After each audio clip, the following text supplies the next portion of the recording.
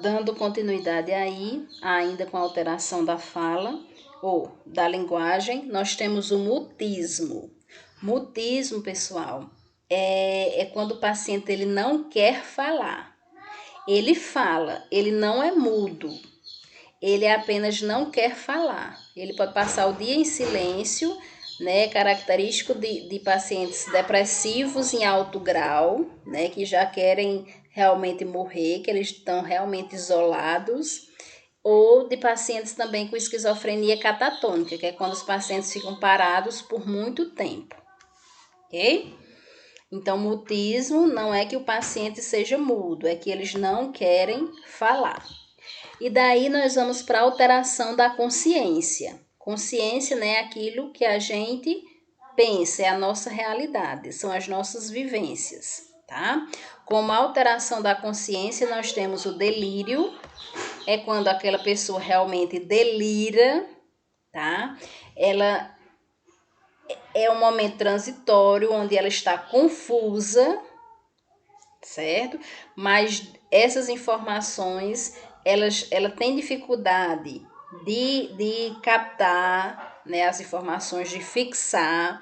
Realmente ela está delirando com relação a um objeto, com relação a uma pessoa, com relação a um local, e é transitório. Esse delírio ele vai passar, ok? A alteração com relação à desrealização e à despersonalização. Vamos entender cada um.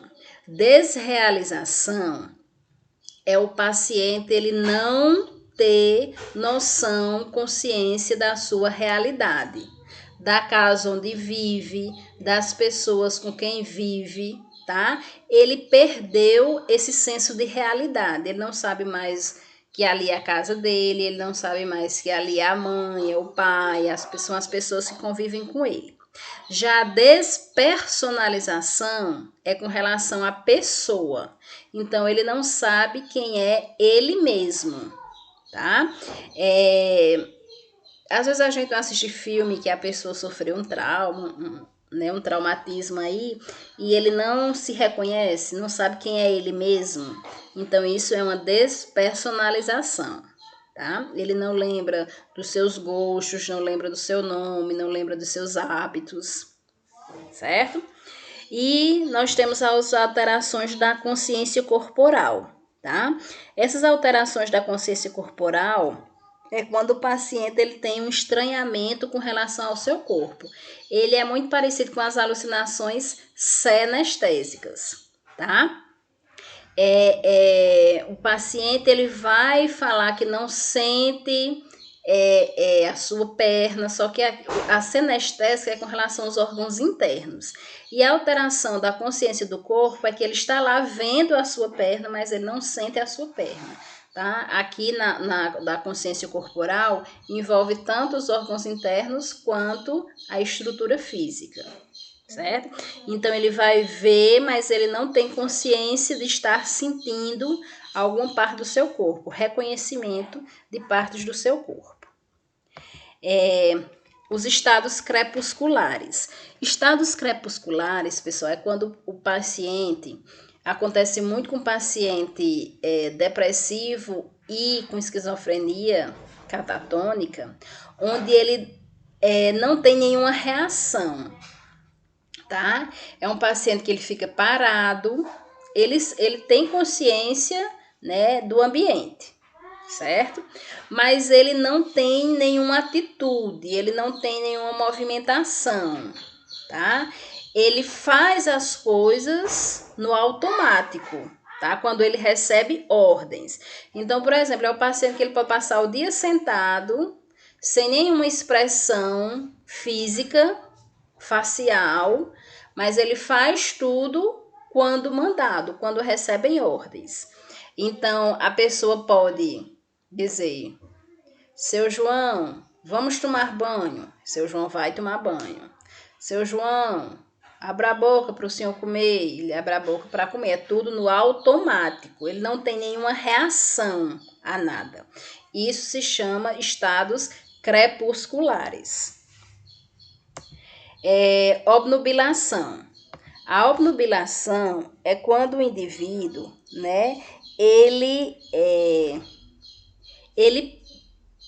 perde a consciência que ele tem com relação ao meio em que ele vive. Ele fica confuso, tá?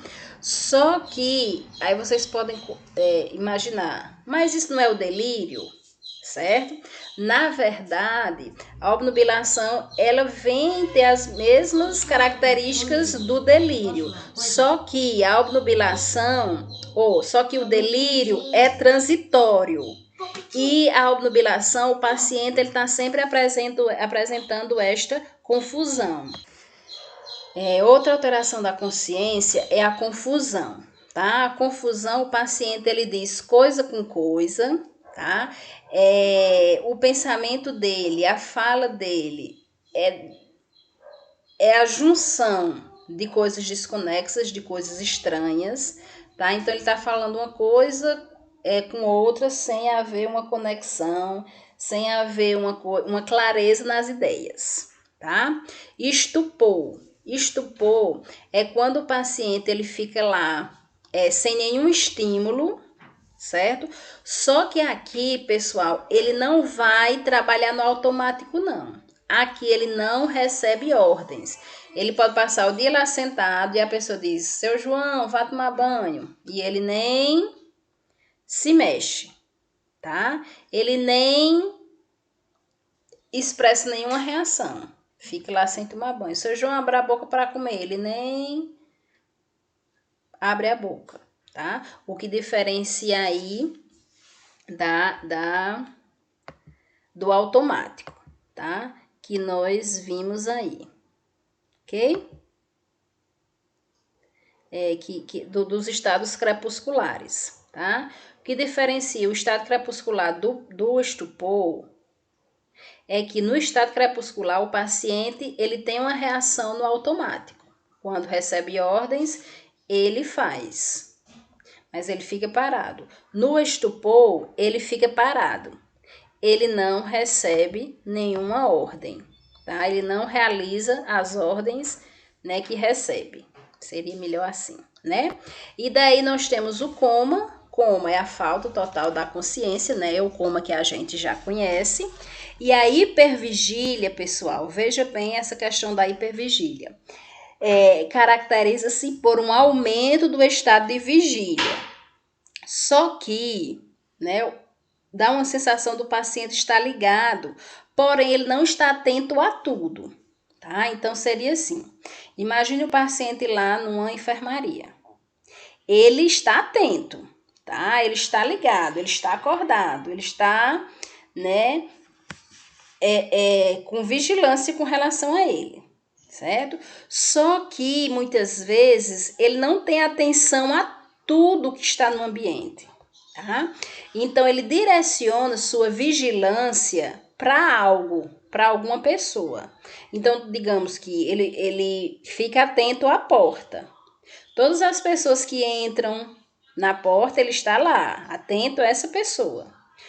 As pessoas que estão ao redor dele, ele não está atento, ele não tem atenção dirigida, tá certo? Então, hipervigília é quando o paciente ele tem a atenção dirigida a algo e ele está ligado naquilo, está vigilante naquilo, está atento naquilo, ok?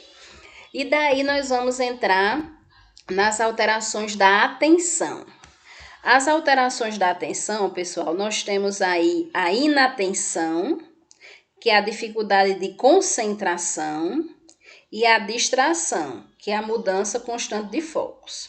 Então, na inatenção, né, muitas vezes o psiquiatra ele costuma fazer um teste para essa questão da atenção, que ele manda o paciente memorizar 3 palavras ou mostra 3 objetos, tá? E daí depois ele pergunta essas 3 palavras, o paciente não se concentrou, não teve atenção em dizer, tá? Mostrou vários objetos, pediu para ele apontar os 3 que ele viu no início, ele não não tem atenção, não sabe quais são, ou seja, ele tem dificuldade de se concentrar, se chama inatenção. Crianças com hiperatividade, elas apresentam inatenção, que elas não têm, elas apresentam dificuldade de concentração, tá? Porque elas estão sempre hiperativas. Já a distração, né, é aquela pessoa que olha para um lado, olha para o outro, tem atenção para aquilo, para esse outro objeto, para essa outra pessoa, tá? Tá sempre mudando, não se foca num detalhe, numa atenção em algo. São vários os focos de atenção. E daí nós temos as alterações da orientação. Com relação à orientação, pessoal, nós temos a desorientação e a dupla orientação. O que seria a desorientação? Aquela desorientação que nós já conhecemos, né? O paciente ele está desorientado no tempo e no espaço. Ele nem sabe o dia de hoje e nem sabe onde está. Então, ele está desorientado. E nós temos a dupla orientação, que é quando oscila, tá? Ora, o paciente sabe o dia de hoje, mas não sabe onde está. Em outro momento, possa ser que ele saiba onde está, mas não sabe o dia de hoje, tá? Não sabe a época que nós estamos em 2020, tá certo? Então, desorientação é quando ele não sabe dos dois, nem do tempo, nem do espaço. E a dupla orientação é quando ele oscila. Ele sabe de um e não sabe do outro, tá? Sempre com relação ao tempo e ao espaço. Estamos terminando, tá, pessoal? Nós temos as alterações da memória. Na memória, nós temos a hipermnésia, tá? Que é quando o paciente ele apresenta, ele fixou na mente dele, ele tem lembranças de detalhes do que ele viveu, tá? Ele lembra de tudo até com detalhes. Tem aquela história que as pessoas dizem, fulano lembra de tudo até dos detalhes. Então, isso aí é uma hipermnésia, tá? A amnésia é quando, né, nós temos dificuldade de armazenar determinadas, né, lembranças, tá? E daí nós vamos para as alterações da afetividade. Essas alterações da afetividade, ela ocorre nos pacientes que apresentam bipolaridade, ok? Então, a primeira dela nós temos aí labilidade afetiva. A labilidade afetiva é com relação a oscilar, tá? A questão do humor. Ora o paciente está alegre, ora o paciente está triste. Ora o paciente está te amando, ora o paciente está te odiando, certo? Aí nós temos que ter um cuidado aí com relação a essa labilidade afetiva, que ela pode ser, né, criada pelo próprio paciente, mas algumas vezes a gente dá uma forcinha para que ele crie essa labilidade para conosco. Às vezes, né, a gente tá com um acessório, um brinco, e daí a paciente quer. E a gente diz que não, tá? E que vai trazer outro para ela no outro dia. Vai que a gente esquece, e daí ela pode criar uma labilidade afetiva com a gente e nos odiar, certo? Então, nós temos que ter determinados cuidados, uma orientação aí quando vocês estiverem nos estágios, né? Não prometam nada, tá? No outro dia, se você tiver, e se tiver um que dê a todos, você leva. Se não, não façam isso, ok? Aí, pessoal, nós temos a tristeza patológica e a alegria patológica. O próprio nome já diz, né? E o patológico quer dizer nos excessos, tá? Então, a tristeza patológica é quando o paciente se sente triste demais, tá? A questão do isolamento, a questão da inibição psicomotora, da baixa estima, ou seja, ele tá triste, aquela tristeza profunda, característico aí de depressão em alto grau. Já a alegria patológica é aquela pessoa que está alegre demais, só que não é alegre normal, é alegre em excesso, tá? Então ele está agitado, ele está verborreico, ele está andando demais, a estima dele está lá nas alturas, tá? E isso acontece muito no paciente quando ele está na fase de mania. Aí, quando o paciente é bipolar, muitas vezes ele está na fase depressiva e passa para a fase de mania, né? Na fase alegre excessivamente. A família acha que ele está bom, né? Porque ele saiu do isolamento e agora ele está andando que não para em casa. Mas nós devemos orientar essa família que ele é diagnosticado com bipolaridade. Então agora, além dos antidepressivos, ele precisa fazer uso dos estabilizadores do humor, tá certo? Então essa alegria patológica é no sentido, né, bem extremo de ele rir no velório da própria mãe, tá?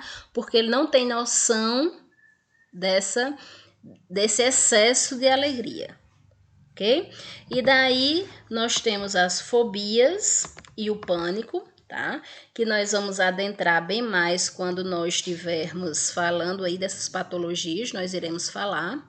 Mas a fobia, né, é quando nós temos o medo de algo que a gente sabe que é um medo irracional, porque aquilo não nos vai fazer mal, mas mesmo assim a gente não consegue trabalhar esse nosso medo, tá? E isso nos traz reações biológicas, né? Como sudorese, taquicardia, taquipneia, certo? Tremores, a sensação realmente de morte, ok? Mas há um objeto da fobia. Já no pânico, nós sentimos as mesmas coisas da fobia, mas não existe um objeto, uma pessoa, um lugar que a gente sinta esse medo, tá? É um medo que nós não sabemos de quê, ok? Por isso que as pessoas podem ter crise do pânico sozinha e podem ter crise do pânico no meio de uma multidão, certo? Porque não existe uma causa específica, tá? Quando a gente for ver essas patologias, nós iremos trabalhá-las bem direitinho. Com relação às alterações do sono, nós temos a insônia e a narcolepsia. A insônia, pessoal, é realmente a dificuldade, né, ou a falta do sono durante uma parte ou toda a noite.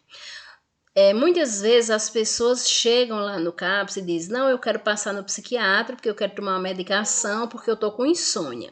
Aí nós temos que ver como é o padrão de sono dessa pessoa, tá? Muitas vezes a pessoa, né, principalmente aí os idosos, eles dormem um pouco de manhã, dormem um pouco à tarde e reclamam porque à noite acordam 3, 4 horas da manhã, tá? Então, primeiro nós temos que averiguar como é esse padrão de sono para que a gente, né, encaminhe esse paciente para o psicólogo ou para o psiquiatra, certo? E realmente detectar se é insônia. Já a narcolepsia é característico aí das gestantes, tá? É o sono excessivo. Então, é aquele sono que as gestantes costumam sentir aí durante todo o período gestacional. E por último, nós temos as alterações do movimento, tá? As alterações do movimento, pessoal, nós temos a estereotipia. Essa estereotipia, né, é uma repetição de movimentos sem que haja uma lógica facilmente observável. Essa estereotipia pode ser causada no paciente com toque, tá? Então, ele tem uma obsessão e daí ele tem que realizar a compulsão. A compulsão pode ser que essa estereotipia, tá? Então, o paciente com toque, ele sempre está lavando as mãos, tá? Porque acha que as mãos estão contaminadas. Então, ele está sempre fazendo esse movimento, né? Não há uma coisa lógica, porque só em ele olhar as mãos, ele vai achar que as mãos estão contaminadas e daí vai lavar, tá? Não é lógico isso, tá? Mas isso é um movimento repetitivo, tá? Estereotipia. Já os tics, pessoal, são movimentos involuntários e repetitivos, né? Seria aquele piscar dos olhos, né? A pessoa fica sempre piscando os olhos, tá? Com algum movimento aí no corpo que seja involuntário, que a pessoa faz sem querer, sem pensar, ok? E por último, nós temos a catalepsia, tá? Que é quando o paciente ele fica